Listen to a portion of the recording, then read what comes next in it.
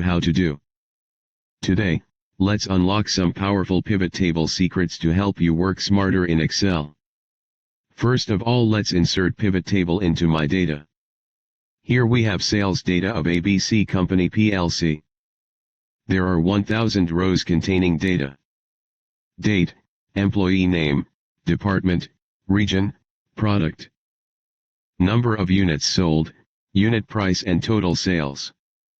Select cell on data range, then go to Insert tab, under Tables Pivot Table, then click OK on dialog box. Here we have new sheet for pivot table. Secret 1, use the same field twice.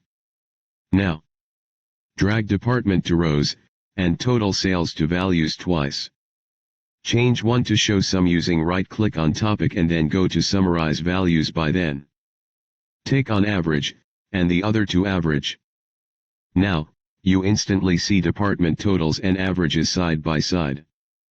Secret 2, show values as percentages. Click on the second total sales in the values area. Right-click, then show values as, then % of grand total.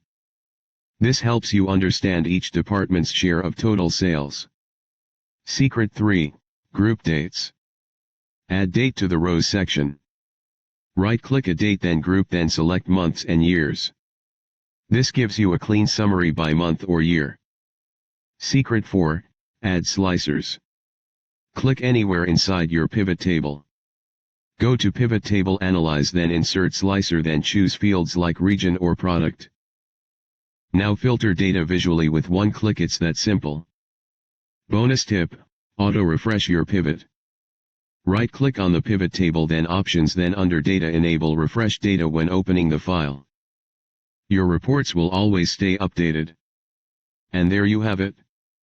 With this practice workbook and these secrets, you're on your way to becoming a pivot table pro. If this helped, give it a like and subscribe to How to Do for more quick lessons. Thanks for watching.